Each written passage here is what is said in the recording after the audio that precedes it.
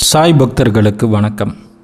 தினமும் சாயப்பாவின் பொன்மொழிகளை பார்த்து கொண்டிருக்கின்றோம். அதில் இன்று சாயின் பிள்ளைகளுக்கு இன்று சொல்லக்கூடிய மிக முக்கியமான உன்னதமான விஷயம் என்னவென்றால், உங்களுடைய முதல் எதிரி யார் என்பதை நீங்கள் தெரிந்து கொள்ள வேண்டும். நீங்கள் சாயின் பிள்ளையாக இருந்தால் இதை முழுமையாக கேளுங்கள். உங்களுக்கு ஒரு தெளிவு பிறக்கும். உங்கள் வாழ்க்கைக்கு அது ஒரு உதவிகரமாக இருக்கும். நம்ம எப்போவுமே நம்ம பதிவுகளில் பொதுவாக சொல்வது கிடையாது. யாரோ ஒருத்தர் எழுதி வைக்கக்கூடிய விஷயங்களையும் ஏட்டில் உள்ளது சொல்லக்கூடிய ஆட்கள் நாம் கிடையாது.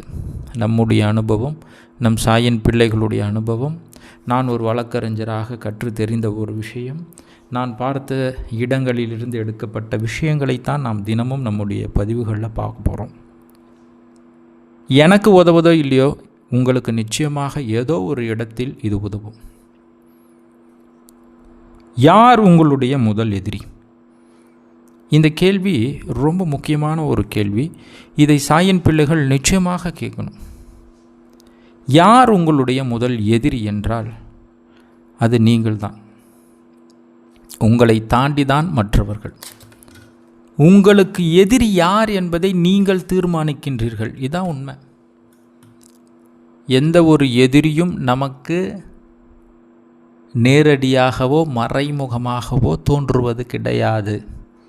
நாம் செய்யக்கூடிய செயல் ஏதோ ஒரு ரூபத்தில் நமக்கு அது திரும்ப வந்து நம்மை சேருகிறது.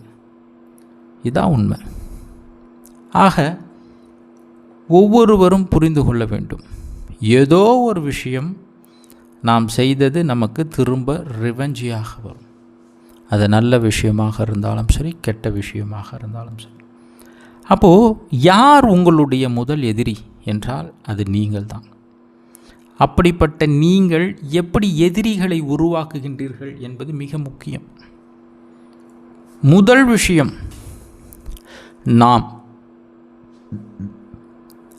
நாம் எதிரிகளை அதிகளவு வளர்த்தாலும் சரி, வளர்க்காவிட்டாலும் சரி, நமக்கு நாம் தான் முதல் எதிரி.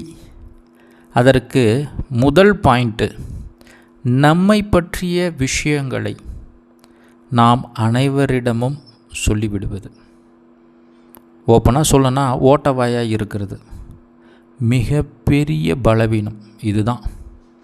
நீங்கள் இந்த வார்த்தையை நான் சொல்லக்கூடிய வார்த்தையெல்லாம் நீங்கள் லேசியாக நினைக்கலாம். ஆனால் இந்த மாதிரி வார்த்தைகளை விட்டுட்டு 1 வருஷம் 2 வருஷம் இல்லை 10 வருஷம் கழித்து ரிவெஞ்சு எடுத்து வாழ்க்கையை கெடுத்து கொண்டு எங்ககிட்ட வரக்கூடியவர்களும் உண்டு. அதனால் அவ்வளோ சாதாரணமாக கடந்து போக முடியாது. நீங்கள் சொல்லக்கூடிய வார்த்தையும், நான் ஒரு வழக்கறிஞராக பல பேர் மக்களோடு தொடர்பில் இருக்கக்கூடிய நான் சொல்லக்கூடிய வார்த்தைகளுக்கும் நிறைய வித்தியாசம் உண்டு. அப்போது யார் உங்களுடைய முதல் எதிரி என்றால் நீங்கள் தான். எப்படி? முதல் பாயிண்ட், உங்களை பற்றிய விஷயங்களை ஓட்டை வாயாக அனைவரிடமும் சொல்வது. இந்த ஒரு விஷயம் குவாலிட்டி உங்ககிட்ட இருக்குன்னா அது குவாலிட்டி கிடையாது. அதை யாருக்கிட்டையும் சொல்லக்கூடாது. நீங்கள் நினைக்கலாம், நான் ஓப்பனாக இருக்கேன், நான் உண்மையாக பேசுகிறேன், நான் மனசுக்குள்ளே எதுவும் நினச்சிக்கல அப்படின்னு லூஸு மாதிரிலாம் பேசக்கூடாது. என்னடா புசுக்குன்னு என்ன லூஸுன்னு சொல்லிட்டே அப்படின்னு நீங்கள் என்ன திட்டினாலும் சரி, ஒரு செல்லமாக சாயின் பிள்ளைகளுக்கு சொல்கிறதா கூட நினச்சிக்கிங்க. அப்போது நம்மை பற்றிய விஷயங்களை நாம் அனைவரிடமும் நான் ஓப்பன் டாக் மனசுக்குள்ளே வச்சுக்காமல் பேசுவேன் அப்படின்னலாம் தயவு செஞ்சு பேசாதீங்க. இது ஒரு சாயின் பிள்ளையாக உங்களிடம் நான் வைக்கக்கூடிய ஒரு ரெக்வஸ்ட். அந்த மாதிரி பழக்கம் இருந்தால் தூக்கி போட்டுருங்க. 2வது பாயிண்ட், உங்களை பற்றி எப்படி சொல்லக்கூடாதுன்னு நான் சொன்னனோ, உங்கள் பலவீனத்தை பற்றி நீங்கள் யாரிடமும் சொல்லக்கூடாது. அது ரொம்ப ரொம்ப ரொம்ப ரொம்ப ரொம்ப ரொம்ப இம்பார்ட்டன்ட். உங்கள் கூடையே இருக்கிற ஒரு துரோகி உங்களை பற்றி தெரிந்து கொண்டு உங்களை குத்துவதற்கான வேலையை செய்யும், உங்களை பற்றிய பலவீனத்தை தெரிந்து கொண்டால். அதனால் பலவீனத்தை யாருக்கிட்டையும், பெத்த அப்பா அம்மா கிட்ட கூட நம்மளை பற்றி பலவீனத்தை நாம் சொல்லாமல் இருப்பதே சிறப்பு. 3வதாக, எப்படி உங்களை பற்றியோ உங்கள் பலவீனத்தை பற்றியோ சொல்லக்கூடாது என்று சொன்னேனோ, மூன்றாவதாக நீங்கள் என்ன செய்கின்றீர்கள் என்பதை பற்றி யாருக்கிட்டையும் சொல்லக்கூடாது. ஒரே ஒரு சின்ன கடுகளவு கூட சொல்லக்கூடாது. அது கண்டிஸ்டியாக கூட மாறலாம், அல்லது அது விளங்காமல் போகலாம். அதுக்கான உங்கள் வளர்ச்சியை தாங்க முடியாமல் ஏதோ ஒரு விஷயத்தை செஞ்சுருவாங்க. ஆக நீங்கள் என்ன செய்கின்றீர்கள் என்பது யாருக்கும் தெரியக்கூடாது. உங்களுடைய ரிசல்ட், நீங்கள் பேக்ரவுண்டில் எவ்வளோ கஷ்டப்படுறீங்க, வேதனைப்படுறீங்க, வலிப்படுறீங்க, அல்லது லீகலாக செய்கிறீங்க, இல்லீகலாக செய்கிறீங்க, அதெல்லாம் வேண்டாங்க. நீங்கள் பேக்ரவுண்டில் செய்யக்கூடிய விஷயம் யாருக்கும் எப்போதும் செய்யக்கூடாது. நீங்கள் என்ன பண்ணுறீங்கன்னு யாருக்கும் தெரியக்கூடாது. எல்லாம் குழப்பத்திலே இருக்கணும். என்ன தான் செய்கிறாங்க இவங்க, இந்த பொண்ணு என்ன செய்யுது, இந்த பையன் என்ன செய்கிறான் அப்படின்னு ஒரு குழப்பத்துக்குள்ளேயே அவங்கள வச்சுருக்கணும். உங்களை பற்றிய நீங்கள் என்ன செய்கிறன்ற விஷயத்தை யாருக்கிட்டவும் சொல்லக்கூடாது. இது ஒரு மிகப்பெரிய பலவீனம். இப்போ 3 பலவீனம் ரொம்ப முக்கியமான விஷயம். இந்த பலவீனம் உங்களிடம் இருந்தால் மாற்றிக்கணும். 4வதாக ஒன்று சொல்கிறேன். என்ன சரி, 3 சொல்லிட்ட தம்பி, சும்மா இருக்காது என்ன அப்படின்னு நீங்கள் திட்டினாலும் பரவாயில்ல. 4வதாக உங்களை கோபப்படுத்துவார்கள். உங்கள் முன்னாடி உங்களை கோபப்படுத்துவாங்க, அசிங்கப்படுத்துவாங்க, அவமானப்படுத்துவாங்க. உங்களுக்கு அப்படியே கோபம் மண்டைக்கு ஏறும். டேய் உன்னை விட மாட்டேன்டா அப்படின்னு உங்கள் மனசு சொல்லும். உடனே நீங்கள் தடி எடுத்துன்னு போய் தண்டல்காரனாட்டம் நின்றக்கூடாது. சண்டைக்கு வாடா, நீ வேணா வாடா டேய் அப்படின்னு. அது ஒரு மிகப்பெரிய பலவீனம். உங்களுக்குன்னு ஒரு நேரம் வரும். அந்த நேரத்தில் நீங்கள் யார் என்பதை அவர்கள் புரிந்து கொள்வார்கள். மூளை இல்லாதவர்களே கோவப்படுவார்கள். புத்திசாலிகள் சைலண்ட்டாக ஒதுங்கி விடுவார்கள். அதுக்காக சைலண்ட்டாக ஒதுங்குறவன்லாம் முட்டாள், அவன்லாம் ஒரு ஆளா அப்படின்னு நீங்கள் கேட்கக்கூடாது. அவனுடைய வளர்ச்சியை நீங்கள் பார்த்தீங்கன்னா டபுள் மடங்காக அவனை விட இருக்கும். அது ஒரு மிகப்பெரிய மெச்சூரிட்டி. அதையும் நீங்கள் வளர்த்துக்கணும். அப்போது யோசிச்சு பாருங்கள், இது எல்லாமே நம்மக்கிட்ட அன்றாட வாழ்க்கையில் நம்ம அனுபவிக்கக்கூடிய மிகப்பெரிய பலவீனங்கள். சரிங்க, இதெல்லாம் நான் மாற்றிக்கிறேன் சாயப்பா புண்ணியத்தில். அடுத்து என்ன பண்ணணும்? இப்போ இந்த குவாலிட்டியெல்லாம் நீங்கள் மாற்றிக்கிட்டாலும் உங்கள் மைண்டு இருக்குது பார்த்தீங்களா, அது சொல்லிக்கிட்டே இருக்கும், உங்களை குழப்பிக்கிட்டே இருக்கும்.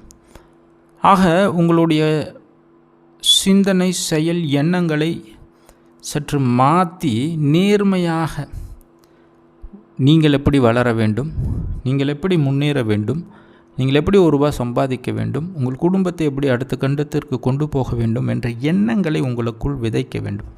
அந்த எண்ணம் இல்லைன்னா அதுவும் ஒரு வகையான எதிரியே. அப்போது உங்களுடைய எதிரி யார்?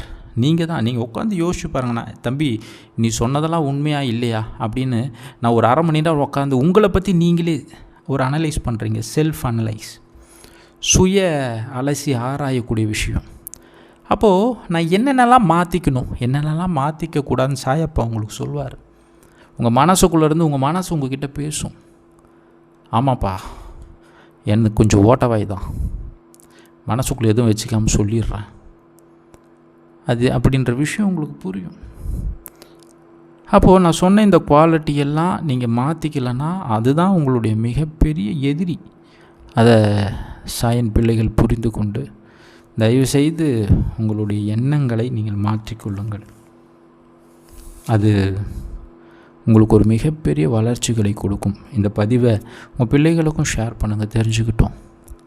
நிச்சயமாக உங்களுடைய முதல் எதிரி நீங்கள் தான். அப்போ நான் சொன்ன குவாலிட்டிலாம் இருக்குன்னா அதை மாற்றிக்கலன்னா அது மிகப்பெரிய பூதமாக மாறி உங்களை தின்றுவிடும். ஏதோ ஒரு வார்த்தையாக எடுத்துக்கொள்ள வேண்டாம்.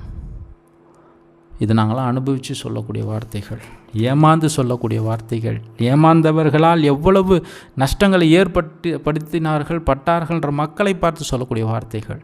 புரிந்து கொள்ளுங்கள், செவுத்திற்கும் காது உண்டு, அது நான் பேசுவதை கேட்டுக்கொண்டு இருக்கும் என்பதை நினைவில் வைத்துக்கொண்டு இடம் பொருள் ஏவலை பயன்படுத்துங்கள் உங்கள் வாழ்க்கையில். ஓம் சாய்ராம்.